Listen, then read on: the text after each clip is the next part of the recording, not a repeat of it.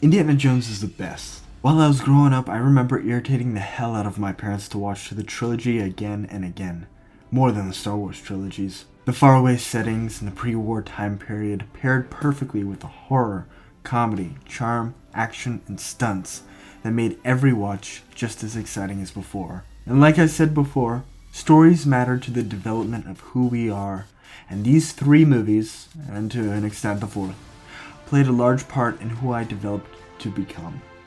This also got me into filmmaking, as some of my first films were supposed to be grand pulp archaeological thrillers. But what made this series so good was the man himself, Dr. Henry Walton, Indiana Jones Jr. As the American Film Institute's #2 most important hero of all time, the first being Atticus Finch from To Kill a Mockingbird, it is not only me that says that something can be learned from him, and this is How to Be a Man, according to Indiana Jones. Also, I'd like to draw upon not just 4 movies, but also the expanded lore. I will be referencing points in the Young Indiana Jones Chronicles in order to give a bigger picture of this character. I can't do the books published by Bantam because those are rare artifacts in and of themselves.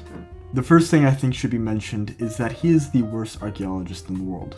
Yes, there are many videos pointing out how he never seems to write a single dissertation on anything he does or finds, he desecrates dead bodies for the sake of ingenuity, and he doesn't grade any of the papers of his students, let alone practice what he preaches to them.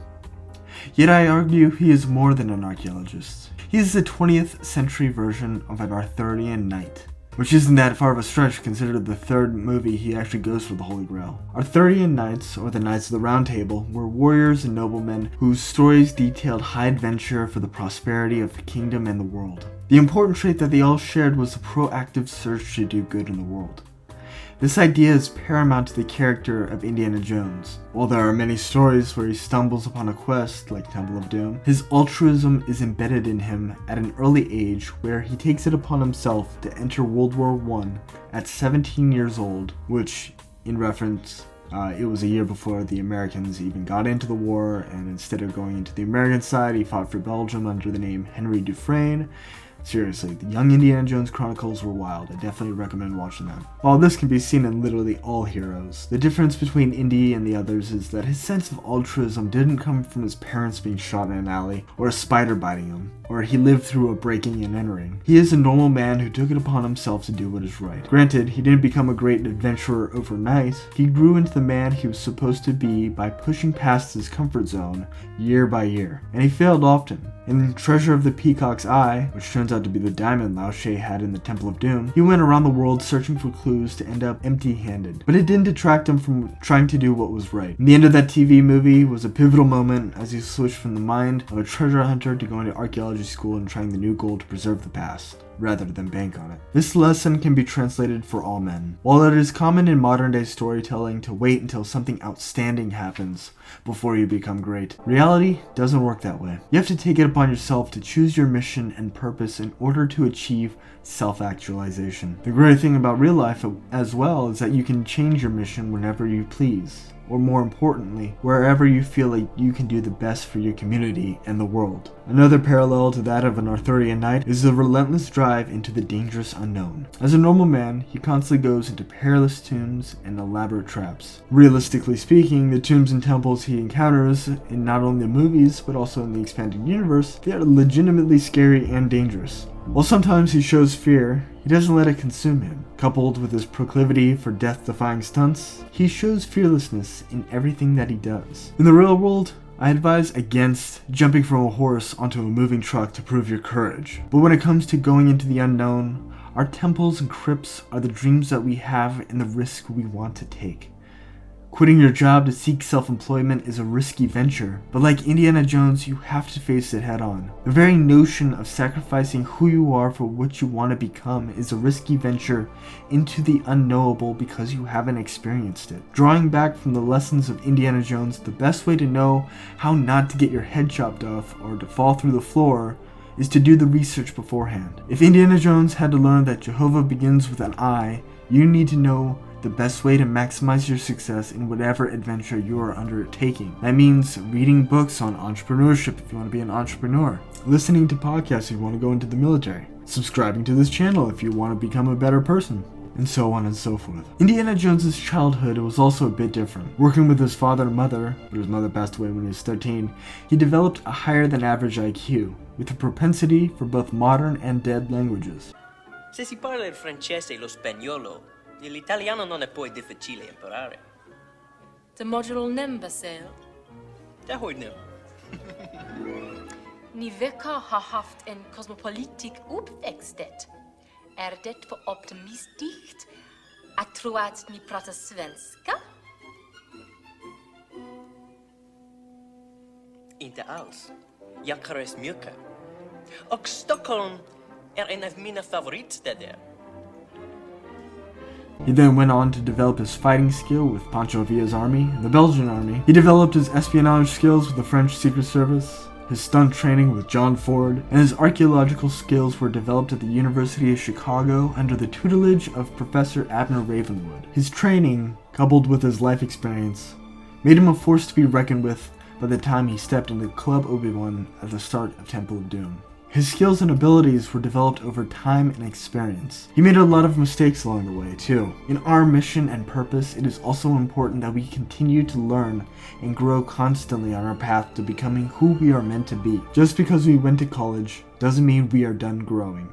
And anyone who went to college knows that. Like in Indiana Jones, there's also no limit to learning as well. Even with all the knowledge and adventures, it wasn't until his mid-30s that he learned about the existence of God, and it wasn't until his late 50s that he learned about aliens or interdimensional beings. With the aforementioned point about constant learning as a freelance adventurer, he also has the ability to connect with a variety of different cultures around the globe. His worldliness goes unrecognized when talking about the character of Indiana Jones. Yes, when it comes to those who want to fight him, he gives them the business, but his respect for people that aren't him is transparent. In Temple of Doom, he is able to earn the trust and respect of the village people, while his partner doesn't want to abide by the customs of the foreign place.